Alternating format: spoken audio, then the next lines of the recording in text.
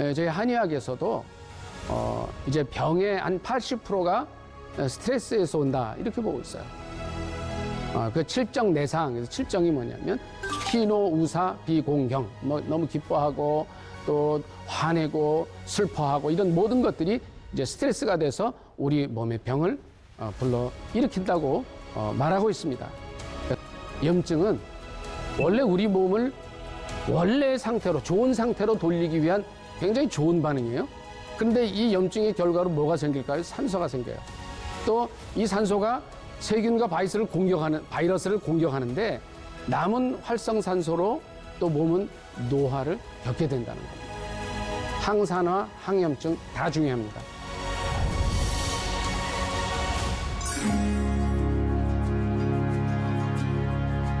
안녕하십니까.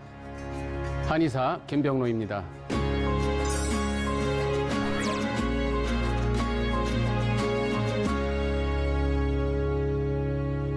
네, 오늘 제가 말씀드릴 제목은 항노화입니다. 영어로 하면은 뭐 쉬운 언어니까 제가 말씀드리면 안티에이징입니다. 항노화에 대해서 제가 말씀드리기 전에 일단 건강이라는 것이 무엇인지 알아야 됩니다. 건강을 여러분들은 어떻게 생각하십니까? 네, 맞습니다. 생각하신 대로 병이 없고 허약하지 않은 상태, 튼튼한 상태입니다. 그런데 WHO에서는 이것을 한 서너 단어를 더 넣습니다. 병이 없고 허약하지 않은 건데 육체적으로, 정신적으로, 사회적으로 완전히 안녕한 상태가 건강이라고 WHO에서는 정의하고 있습니다. 근데 이것을 윈슬로우라는 분이 조금 더 이제 부언 설명을 했어요. 육체적, 정신적으로는 효과적으로 이제 기능을 발휘하는데 여기에 한 두 가지를 더 넣어야 된다. 그게 뭐냐 하면 문화와 경제, 법률과 정부에 의해서 좌우된다는 거예요. 근데 이 뒤에 붙는 말을 참 이해하기가 어려웠는데 이번에 코로나19를 겪으면서 모두가 다 이해하게 됐습니다. 국가의 경쟁력이 있어야 되고 또 경제도 좋아야 되고 법률적으로 잘 통제가 돼야 건강이 유지된다는 것을 우리 모두 알게 됐습니다. 제가 항노화를 연구하면서 조선 왕조실록을 여러 번 읽었습니다. 여러 번 읽으면서 도대체 우리나라 27명의 왕들의 평균 나이가 얼마나 되는가를 연구해 봤는데 여러분 한번 생각해 보십시오. 얼마나 될 것 같습니까? 어떤 분들은 뭐 30세, 뭐 40세, 50세 말씀드리는데 정확히는 만으로 46.3세입니다. 근데 그 중에서 제가 5분을 별도로 추려봤어요. 무인이었던 태조는 73세까지 사셨어요. 이대왕 정종은 62세입니다. 이분은 동생에게 자기가 2년 정도 왕위를 가지고 있다가 동생에게 이제 물려주죠. 정종은 62세입니다. 광해군은 66세까지 사십니다. 근데 이분은 48세에 실은 이제 쫓겨나시죠. 영조가 이조 시대 27명의 왕 중에 가장 오래 산 분이에요. 이분이 82세를 사셨습니다. 고종 26대 고종은 63세까지 사셨습니다. 제가 이 말씀을 드리는 것은 정말 오래 살 줄로 생각했던 이조 시대의 우리 임금님들의 수명이 얼마 되지 않았다는 겁니다. 그래서 이제 제가 세종대왕의 나이를 말씀 한 번 더 드리겠습니다. 이분은 53세까지 사셨어요. 그런데 이제 역사에 잘 안 알려진 얘기가 있습니다. 제가 이번에 이제 강의를 준비하면서 쭉 봤더니 세종대왕에게 왕위를 이제 양보했던 양녕대군, 물론 양보했는지 뭐 폐쇄자가 됐는지는 잘 모르지만 어쨌든 양보했다는 설이 많습니다. 이분은 68세까지 사셨어요. 그리고 세종대왕의 바로 위의 형님이 충녕대군이었습니다. 그분은 90세까지 사셨어요. 여러분 이걸 잘 기억하셔야 됩니다. 세종대왕의 식사에는 고기가 빠지지 않았다 그래요. 물론 이제 국민을 위해서, 백성들을 위해서 정말 공부하고 연구하느라고 보통 세종대왕이 이제 책을 읽으면 이제 뭐 한 100독을 많이 했고요. 구소구간이라는 책은 1000독까지 했다 그럽니다. 이분의 식탁에는 조금 전에 말씀드린 대로 고기가 빠지지 않았기 때문에 등창이 있어서 일종의 이게 종기입니다. 등 목덜미나 엉덩이 허리에 늘 등창으로 고생하셨고 참 안타깝게도 53세까지밖에 못 사셨다는 거예요. 제가 참 너무 안타까웠습니다. 난중일기를 읽어보니까 이순신 장군은 과민성 대장, 그다음에 역류성 식도, 그다음에 위염 이런 것들을 많이 앓으셨던 것 같아요. 그러면 이제 제가 그 말씀을 좀 드리고 싶어요. 어떻게 우리가 안티에이징을 할 겁니까? 항 노화를 할 겁니까? 1963년도 영국의 생물학자 레슬리 오겔이 이런 얘기를 했습니다. 우리가 늙는 거는 딱 하나인데 이유가 DNA 복제 과정에서 일어나는 오류가 유전자의 돌연변이를 일으킨다. 그래서 이것이 이제 오류 파국 가설이라는 건데 유전체가 파괴돼서 노화가 일어난다는 가설을 내놓았습니다. 그리고 이제 또 재밌는 사람이 한 분 있어요. 데넘 하먼이라는 분은 원래 그 석유회사 소속 화학자입니다. 근데 이분이 한참 연구를 하다 보니까 이거는 늙는다는 거는 세포 내에 돌아다니는 짝짓지 않는 전자가 있다. 그게 자유 레디칼인데 이제 우리가 잘 아는 이게 바로 활성산소입니다. 이 활성산소가 자유 레디칼이 산화를 일으켜서 DNA를 손상시키는데 그럼으로써 이제 미토콘드리아를 망가뜨리고 그래서 늙게 된다는 거예요. 그래서 이분은 어떻게 했냐면 데넘 하먼 교수님은 이 자유 레디칼을 없애려고 이 알파리포산이라는 이제 항산화제를 평생을 섭취하셨다 그래요. 근데 어쨌든 이분이 90세까지 지치지 않고 연구를 했다는 걸 보면 어느 정도 효과는 있지 않았겠나 이렇게 생각하는 겁니다. 그래서 결국은 뭐냐면 이 항노화 문제에 있어서 이제 우리가 늙는 이유에 있어서 자유 라디칼이 그러니까 활성산소죠. 돌연변이를 일으킨다는 거는 명확한 것 같아요. 그러니까 외부로 노출되어 있는 우리 세포라든가 연세 드신 분의 미토콘드리아 유전체에는 특히 돌연변이가 많다는 겁니다. 그래서 이 미토콘드리아의 쇠약은 분명한 노화의 한 징표고 신체 기관의 기능 이상으로 이어질 수 있다는 겁니다. 그래서 이제 이 1970년대, 80년대에 걸쳐서 과연 항산화제가 동물의 생명을 늘릴 수 있는지를 조사했어요. 그래서 부틸 하이드록시 톨루엔이라는 식품 첨가물인데 이게 항산화제입니다. 이거를 통해서 이제 그러니까 설치류의 평균 수명을 한번 이제 연구를 해봤는데 평균 수명은 약간 늘렸지만 최대 수명은 늘리지 못했다고 합니다. 그러니까 이제 다시 말씀을 드리면 평균 수명은 몇 주도 늘었지만 최고 수명을 깬 개체가 없었다는 거예요. 무슨 말씀을 드리려고 하느냐면 그 항산화제라는 거는 그 항산화제가 풍부한 음식을 먹어서 얻을 수 있는 효과는요. 항산화제 자체의 활성이 아니라는 거예요. 그건 뭐냐? 몸에서 자유 라디칼을 제거하는 효소의 생산을 자극하는 등 자생력을 강화한다는 겁니다. 그래서 그 자생력을 강화하는 정도지 그 이상의 것은 없다. 여기서 제가 이제 말씀드릴 수 있는 거는 이것이 바로 제가 공부하고 있는 또 여러 사람들을 치료하고 있는 한의학의 강점인 거예요. 그러니까 한의학이 뭐냐면 그 모든 치료들이 그래요.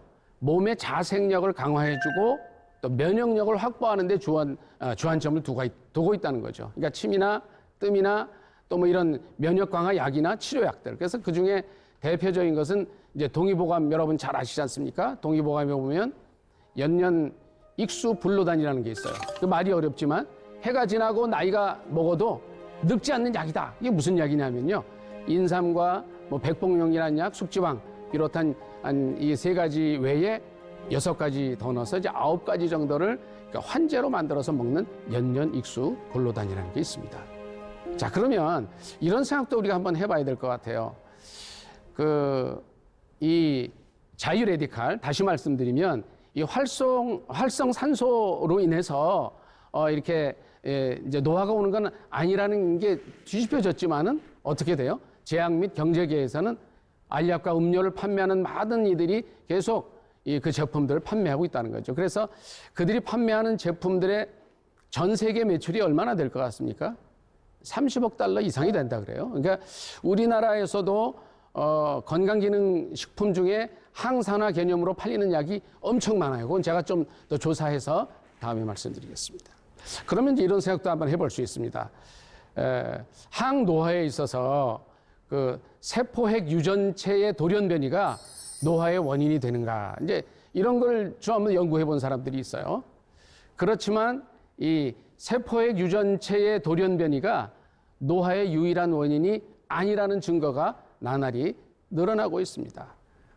알란 리처드슨과 홀리 벤 레멘이라는 사람이 늙은 생쥐의 미토콘드리아 기능을 회복시키는 일이, 이거 실제 실험을 해봤는데 너무 간단하다는 거예요. 그러니까 이 얘기는 뭐냐면 적어도 말년이 되기 전까지는 미토콘드리아 DNA의 돌연변이가 노화에 큰 역할을 하지 않는다는 겁니다. 제가 이제 레오 실라르드라는 분을 한번 소개해 드리겠습니다. 이분은 1960년에 인간 세포의 복제를 처음 그 복제 방법을 알아냈던 분이에요. 근데 이분이 누구냐면 아인슈타인 박사와 함께 맨하탄 계획의 맨하탄 프로젝트의 원년에 참석했던 사람이에요. 그래서 자기가 이제 열심히 밤낮 가리지 않고 연구를 해서 그걸 해놓은 것이 어떻게 됐습니까? 히로시마, 나가사키에 원자탄으로 떨어지고 약 20만 명의 사람이 죽어가는 것을 보면서 자기의 연구의 방향을 바꿨어요. 그래서 이제 어떻게 하면 생명을 살리는 쪽으로 하느냐. 그래서 그가 이제 어떤 이론을 제시했었냐면 노화가 DNA 손상과 그에 따른 유전 정보의 상실로 생긴다고 주장을 했었는데, 바로 이 인간 복제, 인간 세포를 통해서 클론을 클론을 만들어내는 방법을, 클론이 이제 복제죠. 복제하는 법을 알아냄으로써 그의 가설을 스스로 뒤집어 버립니다. 그러니까 다시 말씀드리면 이 복제라는 것은 돌연변이가 노화를 일으키는지 여부에 대한 우리에게 거기에 관한 답을 제공했다는 겁니다. 그러면 이 복제와 노화를 한번 좀 생각해 보려고 그래요. 세포 핵 이식을 통한 복제가 이루어진다는 사실은 뭐냐면 노화가 DNA의 돌연변이로 생기는 것이 아니라는 거죠. 예를 들어서 늙은 세포가 정말로 중요한 유전 정보를 잃고 그럼으로써 노화를 일으킨다면 늙은 개체로부터 새로운 동물을 복제할 수 없어야 된다는 거예요. 그러니까 오래된 동물이 새로운 건강한 동물을 만드는 데 필요한 모든 유전 정보를 지니고 있고, 돌연변이가 노화의 주된 원인이 아니라는 것이 가장 간명한 설명이 되는 겁니다.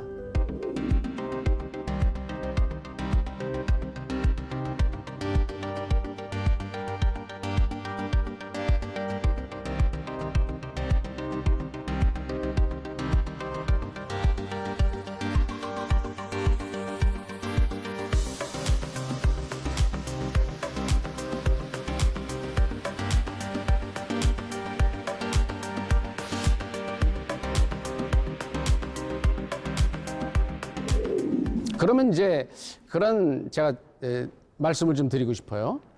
그동안 우리가 이 항노화, 안티에이징을 잘 못한 이유가 뭐냐. 또 여기에 대한 이해가 아무리 머리 좋은 사람들이 연구를 해도 분명하지 못했던 이유가 뭐냐는 거예요.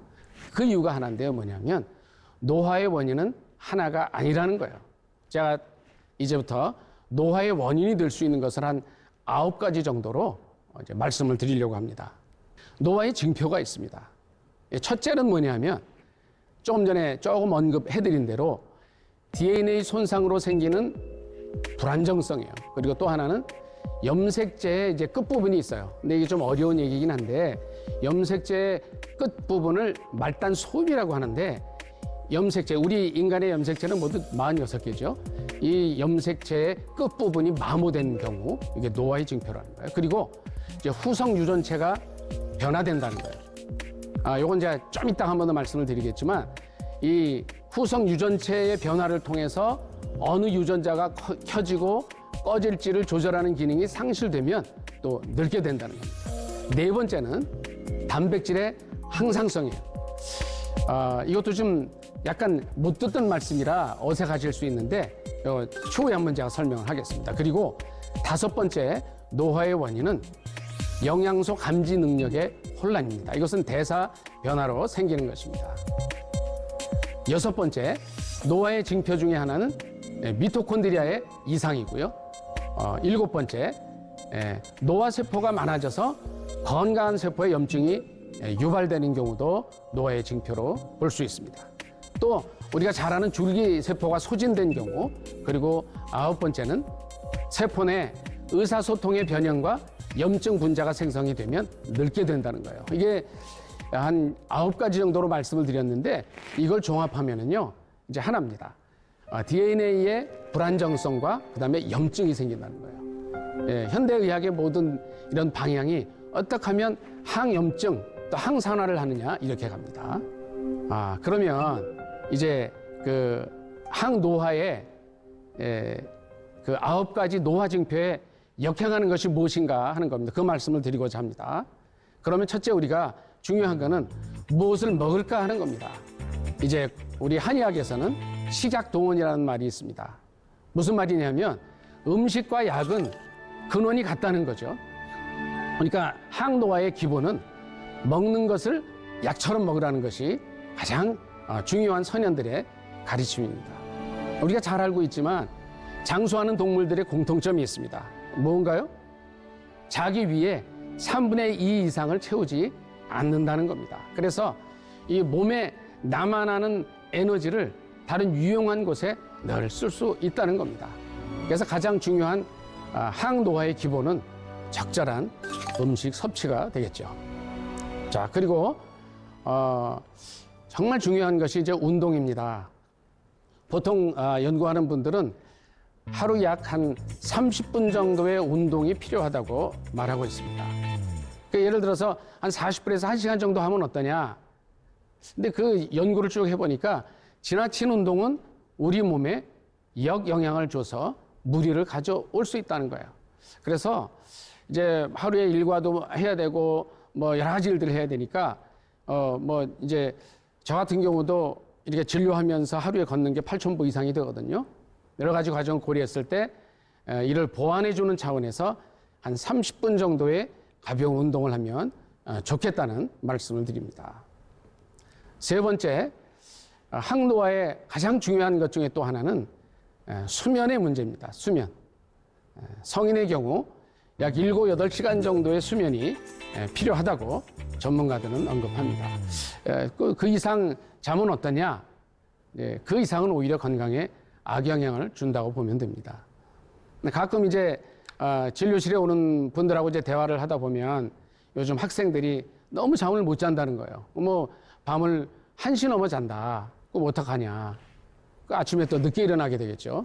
그러니까 수면의 질이 굉장히 중요한데 일단 잠이 들면 깊은 잠을 잘 수 있어야 되는 거죠.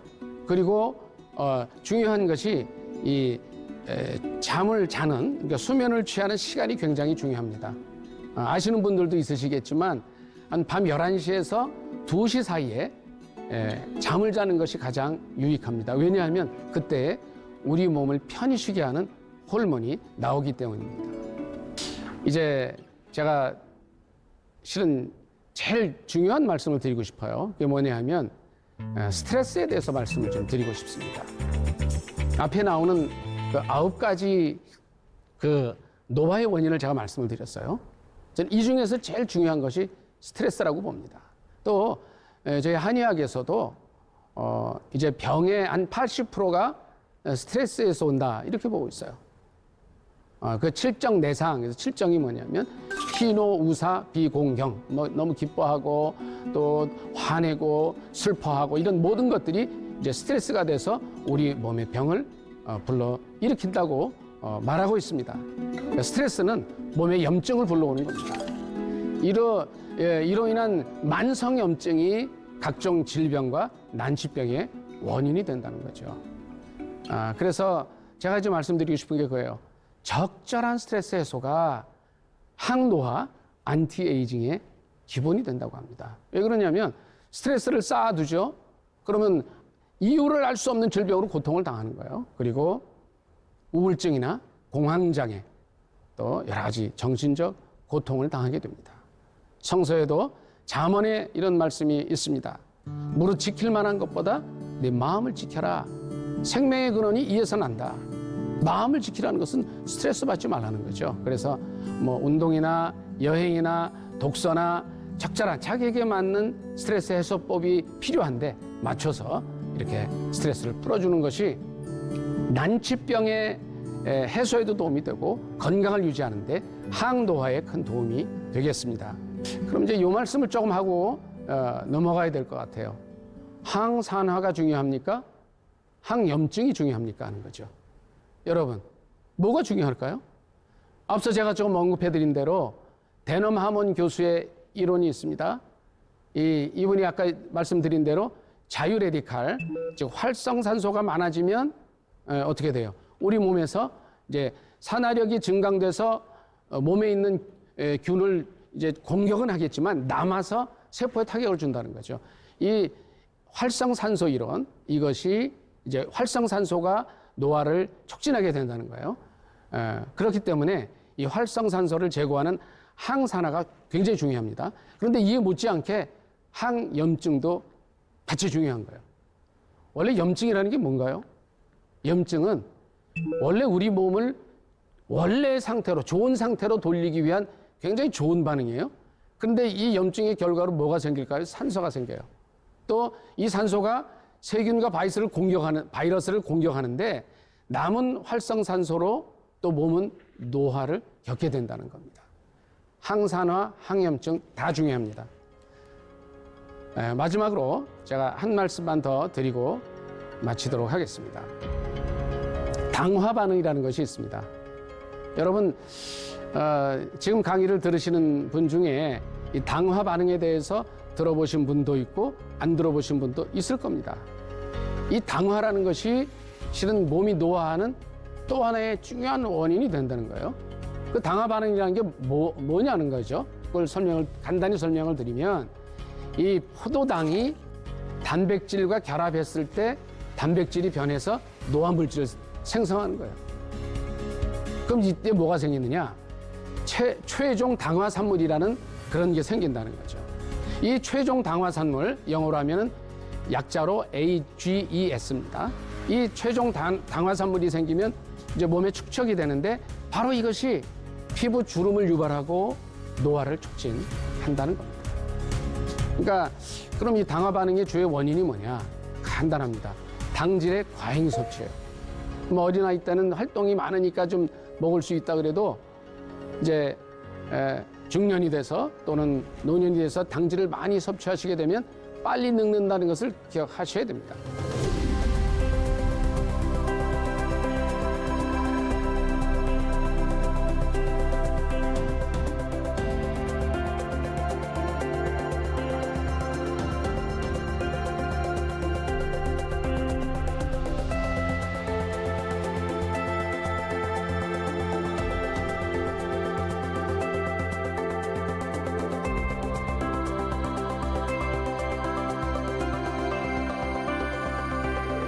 그러니까 불필요한 당질이 어떻게 해요?